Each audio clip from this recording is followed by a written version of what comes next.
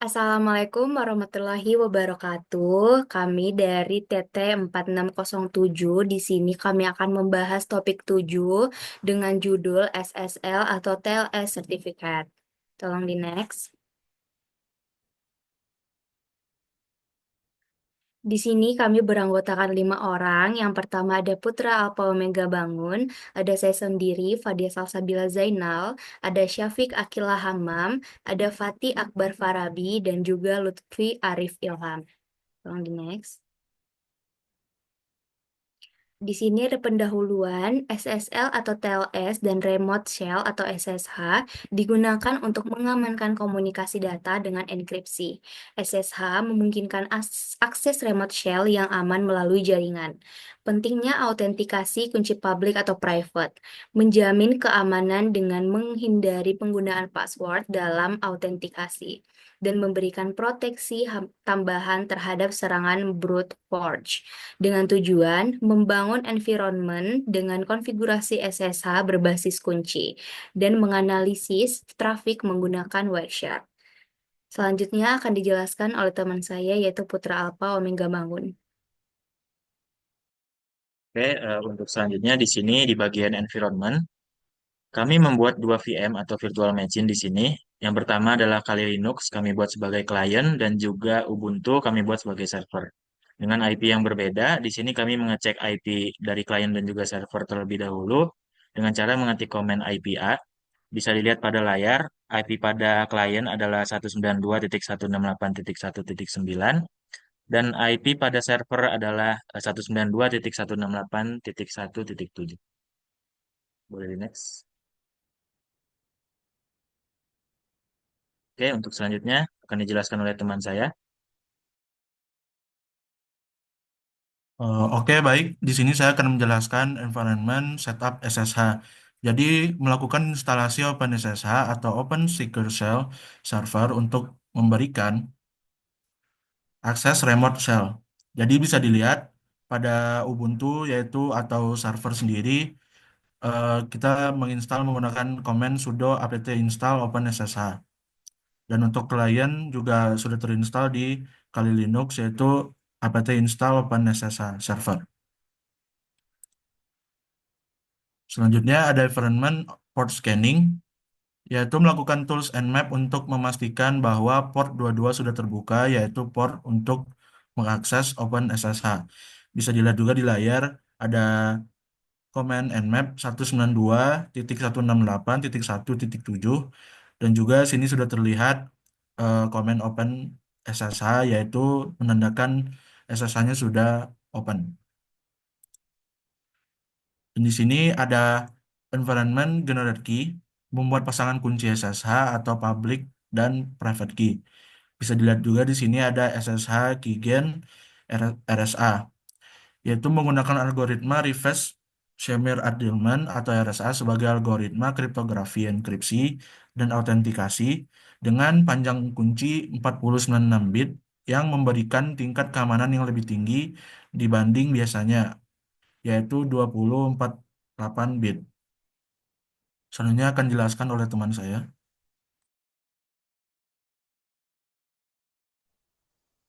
Oke, selanjutnya adalah environment dari copy key. Jadi kita di sini akan melakukan copy key dari klien kepada server dengan command ssh strip copy strip id dengan user server proxy dan IP server 192.168.3.194. IP server ini berbeda karena kami melakukan di dua tempat yang berbeda dan jaringan yang berbeda. Next. Selanjutnya adalah testing remote shell. Jadi kita melakukan remote shell SSH kepada server untuk melakukan pengecekan apakah berhasil atau tidak dengan command SSH user server proxy dan IP server. Nah, setelah login berhasil, ditandai dengan tidak adanya lagi diminta password saat melakukan remote shell SSH yang menandakan bahwa klien telah dikenal oleh server dari public key yang telah diinput sebelumnya. Selanjutnya akan dijelaskan oleh Syafiq Akila. Oke, selanjutnya Capture Traffic Protocol. Nah, sebelum kita ngeping ke Google, kita harus membuka Wireshark sendiri untuk menganalisis lalu lintas jaringan secara real time. Selanjutnya kan nanti kan ada beberapa protokol-protokol yang muncul. Kita memfilter protokol yang ingin kita cari yaitu SSH dengan komen SSH dan TLS sendiri yaitu dengan komen TLS. Oke, boleh di next.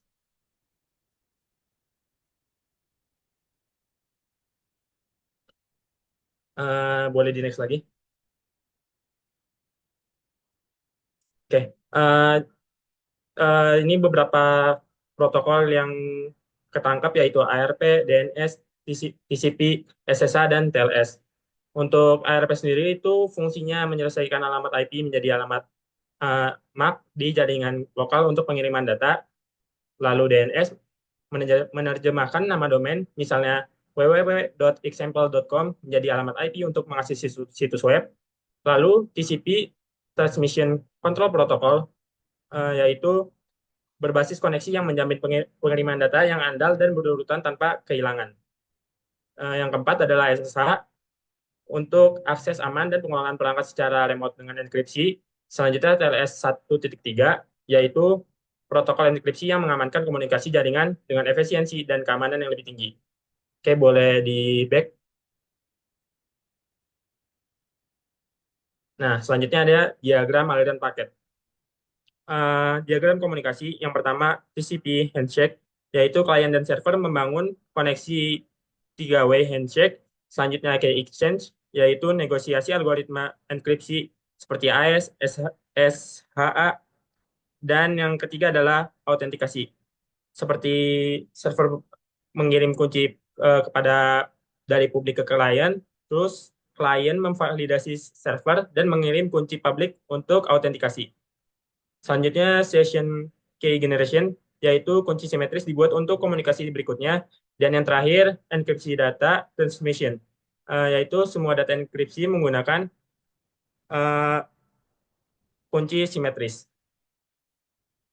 Terus untuk penjelasan gambar sendiri yaitu establish authentication transport layer connection, yaitu koneksi terenkripsi dibangun antara klien dan server dengan pertukaran kunci kriptografi, dan open a channel, yaitu klien membuka kanal komunikasi ke server yang kemudian mengonfirmasi pembukaan kanal. Selanjutnya data transfer, yaitu data ditransfer antara klien dan server melalui pesan garis MS garis data secara berulang. Dan yang terakhir close a channel, yaitu setelah komunikasi selesai kanal ditutup dengan mengirim pesan yaitu SSH MSG garis channel garis. Oke, boleh next. Boleh next lagi. Selanjutnya akan dilanjutkan oleh Pak Dia.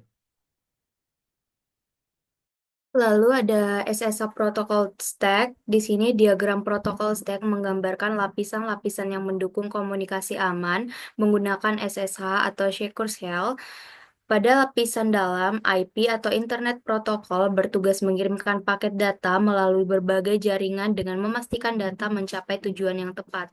Di atasnya ada TCP atau Transmission Control Protocol, memberikan pengiriman data yang andal dan berorientasi koneksi dengan memastikan paket dikirim dalam urutan yang benar tanpa kehilangan data melalui proses three-way handshake. Selanjutnya, SSH Transport Layer protokol menyediakan keamanan utama dengan mendukung autentikasi server, enkripsi untuk menjaga kerahasiaan, integrasi data, serta komprehensif opsional. Kemudian, SSH User Authentication Protocol menangani autentikasi pengguna melalui metode seperti kata sandi atau pasangan kunci public atau private untuk memastikan akses hanya diberikan kepada klien yang sah. Terakhir, SSH Connection Protocol memungkinkan pengelolaan beberapa saluran logis dalam koneksi terenkripsi yang sama, sehingga mendukung komunikasi yang aman dan efisien.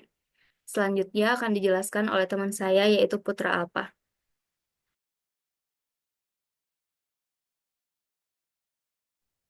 Oke, selanjutnya untuk bagian demo, di sini saya akan melakukan demo. Izinkan saya share screen. Oke, untuk selanjutnya di sini saya akan mendemokan SSH-nya. Pertama, di sini saya menyiapkan dua VM yaitu Kali Linux dan juga Ubuntu, Kali sebagai klien dan juga Ubuntu sebagai server. Di sini saya memasukkan password terlebih dahulu.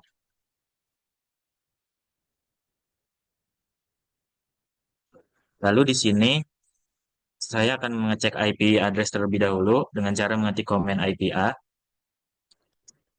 di keduanya yaitu klien dan juga server.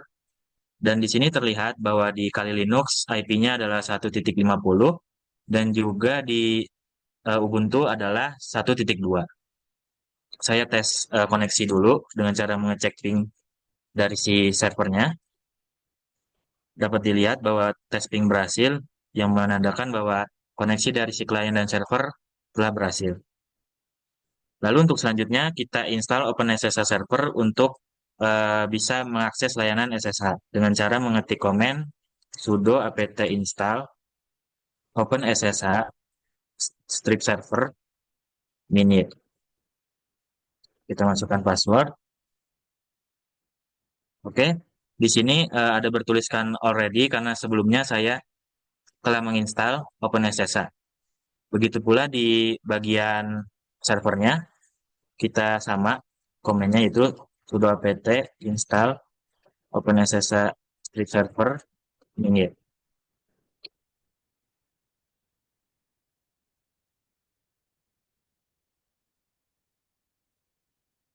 Oke, di sini juga sama, dia already karena sebelumnya sudah saya install. Oke, untuk selanjutnya kita akan melakukan port scanning, di mana port scanning ini bertujuan untuk melihat apakah port 22 atau port SSH telah terbuka atau tidak. Dengan mengetik ping dari si servernya, kita tunggu beberapa saat. Oke, di sini terlihat port 22 telah terbuka dengan ada bertuliskan open dengan servisnya SSH yang menandakan bahwa layanan SSH telah terbuka dari si servernya. Oke, sekarang kita lanjut untuk membuat keygen-nya. Di sini dengan menuliskan komen RSA min B 4096. Di sini saya menggunakan algoritma RSA dengan panjang kunci adalah 4096 bit. Langsung kita enter aja. Dan di sini kuncinya akan tersimpan di slash home, slash kali, slash SSH, dan slash ID RSA. Saya enter saja. Oke. Kita cek lagi apakah key-nya sudah tersimpan. Oke, untuk selanjutnya kita akan mengecek apakah file si SSH atau file si key-nya sudah tersimpan atau belum dengan cara mengetik komen ls-la. Dan sini telah terlihat bahwa ada folder bernama titik SSH. Lalu kita langsung saja berpindah ke direktorinya dengan cara mengetik komen cd titik SSH. Dan kita lihat list file yang tersedia di dalamnya. Oke, ternyata di sini sudah ada dua key. Yang pertama private key dan juga public key. Untuk public key sendiri di sini ada bertuliskan titik pub yang berarti kan public key. Nah, untuk selanjutnya itu kita cek dulu isi dari file key-nya. Oke, sudah cocok ya. Di sini private key-nya adalah sekian-sekian. Lalu untuk selanjutnya ini kita akan kirimkan public key-nya kepada si server dengan cara mengetik SSH, copy, strip ID, dengan usernya yaitu Foxy, dengan IP server yaitu 192.168.1.2. Kita enter saja. Sini kita yes. Nah, di sini karena SSH-nya, karena key-nya itu belum tersimpan di dalam server, maka kita masih diminta password. Kita masukkan saja password dari si servernya. Oke, di sini ada tulisan number of key added yaitu sama dengan 1 yang menandakan bahwa key berhasil terkirim. Untuk memastikan lagi, kita cek di servernya dengan cara mengetik komen ls-la. Oke, di sini sudah ada ya folder titik SSH. Kita pindah lagi ke foldernya, lalu kita klik ls, ketik ls. Oke, di sini ada bertuliskan authorized key. Yang mana authorized key ini merupakan public key dari yang kita kirimkan tadi. Kita lihat saja untuk memastikan dengan cara mengetik cat authorized key. Oke, di sini ada semacam key dan di belakangnya itu ada tulisan kali @kali yang menandakan kali itu adalah user dari si klien. Berarti kita telah berhasil mengirimkan key dari si klien kepada server. Oke, kita coba login kembali dengan cara eh, kita melakukan remote shell kepada servernya dengan cara mengetik command SSH usernya Foxy dengan IP-nya itu 1.2. Oke, ini, kita login lagi kepada user dari si servernya dengan cara mengetik SSH Foxy add dengan IP dari si servernya untuk mengakses SSH atau remote servernya. Nah, di sini telah berhasil tanpa dimintai password karena si servernya telah mengenali bahwa kita itu adalah si klien dengan cara servernya telah mengenali key yang kita kirimkan tadi. Oke, untuk selanjutnya kita cek dulu di WhatsApp apa koneksi apa saja yang telah ditangkap atau di capture. Kita tes koneksi dulu dengan cara melakukan ping dengan Google.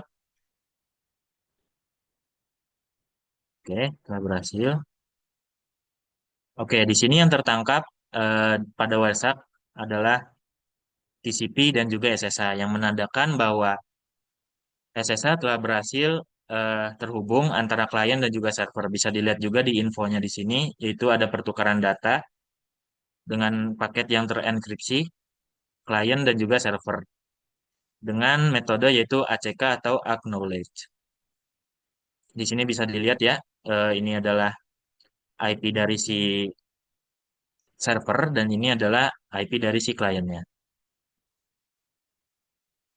Oke, mungkin sekian demo dari saya. Oke, setelah dari kami melakukan demo, kita mendapat kesimpulan yaitu menunjukkan bahwa SSH adalah protokol yang sangat aman untuk akses remote shell. Implementasi SSH dilakukan dengan membangun environment menggunakan dua virtual machine, yaitu Kali Linux sebagai klien dan Ubuntu sebagai server, dengan autentikasi berbasis pasangan kunci atau public atau private key, untuk menggantikan metode autentikasi berbasis kata sandi.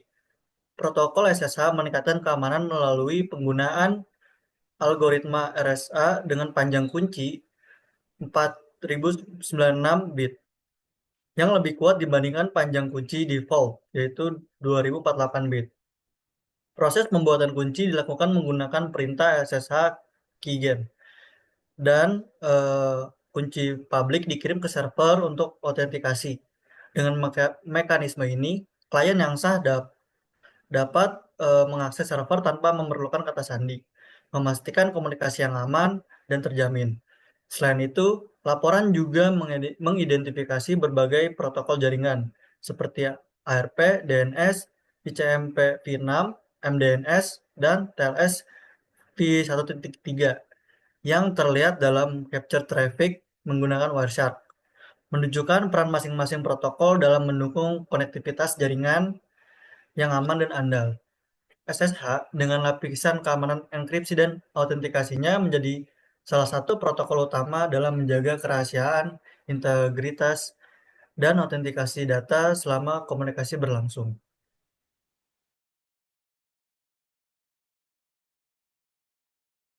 Oke, mungkin itu saja yang dapat kami sampaikan. Untuk kurang lebihnya mohon dimaafkan. Wassalamualaikum warahmatullahi wabarakatuh. Dan sebagai penutup ada kata-kata, as we look to the future, these technologies will play a crucial role in shaping a better world for generation to come. Terima kasih.